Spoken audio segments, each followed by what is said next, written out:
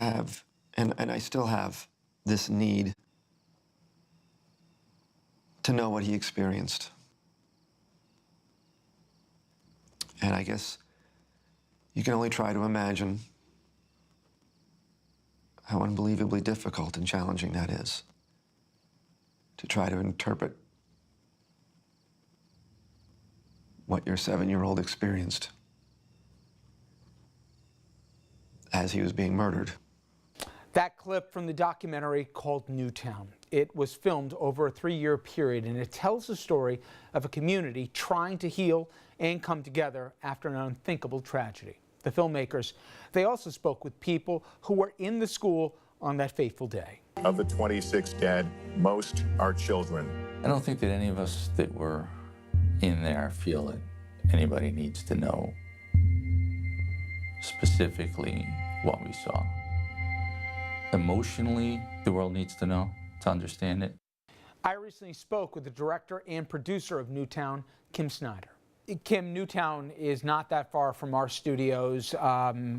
Unfortunately, we have gotten to meet the families, both of Amazing Grace and Courage, that lost children and loved ones that day over the years. I would like to think I'm a hardened cynic about a lot of things, but I never would have imagined 5 years later, with the exception of a few pockets of states, largely things have not changed. And in fact, we see proposed legislation on the floor of Congress with concealed guns to make it even easier to take them to places that would rather they not be there. That all said, I can by rote memory talk about the percentages in this population that want universal background checks, that want limitations on assault weapons and everything else. But I think I speak for many where there's almost a sense of, if not being resigned to this reality we're in, that no matter what's put in front, no matter where the latest tragedy is, the conversation just doesn't move and people are in intractable camps, or at least politically so. Are you given any reason, having gone across this country in red and blue states, to think that we're getting any closer to a consensus in this country to do something different? I have, honestly. I hear what you're saying, and I hear that all the time. But I travel with Dr. Begg, who's a doctor from Newtown, who was with us last night. Marianne Jacob was with us. She was a surviving educator and also a Republican and from a gun-owning family. And we always say that we absolutely think the conversation did change after Newtown. Legislation, you're correct, except for in a pocket of states, has not significantly changed. But where we're heartened is we're looking for behavioral and cultural shift that may take maybe a long haul. But we see the conversation changing in these different constituents that are represented in our film. And the film is really about what happens in a whole community years out. The whole community's been victimized, but we're not going to let the darkness overwhelm us. Look at me. It's gonna be all right.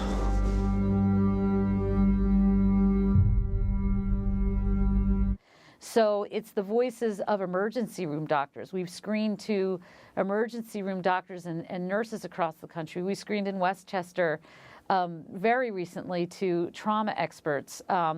We've screened to clergy all over the nation.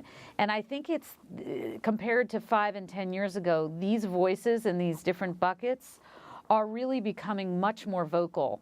And so what we've tried to do in the aftermath of the film is to help strengthen and aggregate those, and teachers as well, and youth campuses. We say they're the answer. You know, the youth who really have to decide that this is an issue to put at the top of their list in terms of voting, and demand of their local officials that we do something about this. You know, so maybe I'm being Pollyanna, but I have some optimism. No, and I think by every stat that you look at, you have to be right, because the overwhelming numbers of even gun owners, even members of the NRA, they want certain incremental steps, that they don't want the status quo to prevail. But we just seem to be, whether it's Capitol Hill or powers of lobbying groups or whatever else, in a situation I never thought we'd still be in as we get to this awful anniversary.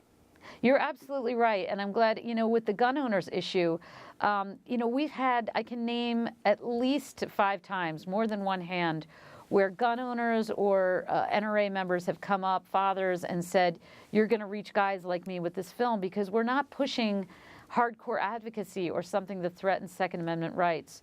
We're really looking to just try to reduce gun deaths and protect children through a number of common sense measures that 92% of Americans now, at least in the way the last stat I heard was 92% of Americans do agree on universal background checks, and as well as being very concerned with pushing the notion that we have no federal funding for gun violence research. And that's how we got through the issues of tobacco and secondhand smoke and lots of other public health issues. And I think that's the switch, is really starting to conceive this as a public health threat that it is, the same way we're looking at opioids and lots of things like that, and take it out of this deeply polarized political space. As a friend, as my producer's husband said to me once, none of those 20 kids were registered Democrats or Republicans.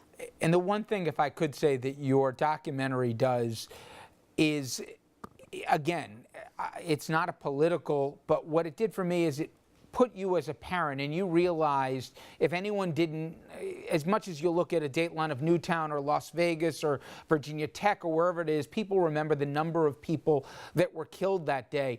But the amount of lives from the first responders that you said, and in addition, of course, to the families that have been torn apart, there's no such thing as closure, and it's there every day.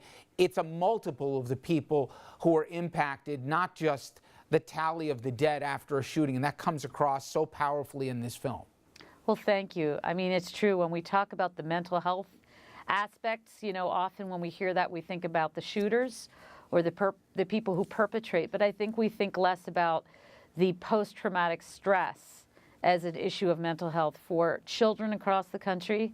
That's something that I'm working on an ancillary project, children survivors of gun violence, and what that leaves us with, the cost to society.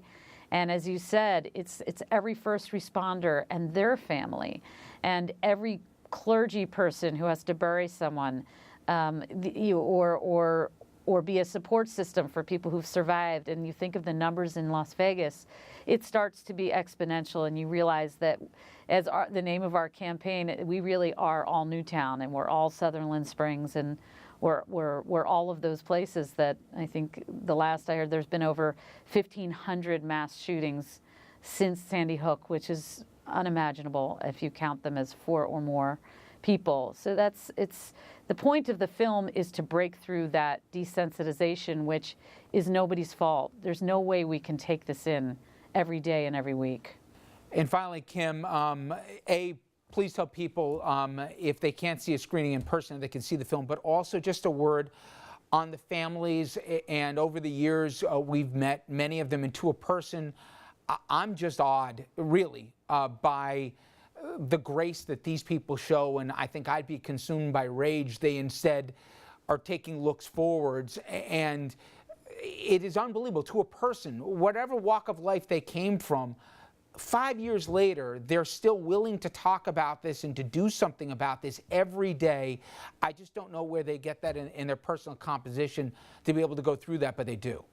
Absolutely. I mean, part of the guts of the film is about resilience. So we think the film, a lot of people say they find it hopeful. A lot of people are afraid to see it, but in the end, there's this hope in seeing people who get through the unthinkable. And as you said, you know, David says it succinctly in the film. He says there's this natural human desire to just want to protect the rest of the world from having to go through this. And the fact that almost all of those families have created incredible legacy foundations and things they're doing to fulfill a mantra that we heard early on in town, which was to not just be remembered as a place of tragedy, but to transform that into some kind of meaning. And where can people see Newtown, Kim? Newtown is on Netflix, iTunes, any number of platforms. Kim Snyder, I appreciate the time. Thank you so much. Thank you for having me. We'll be right back.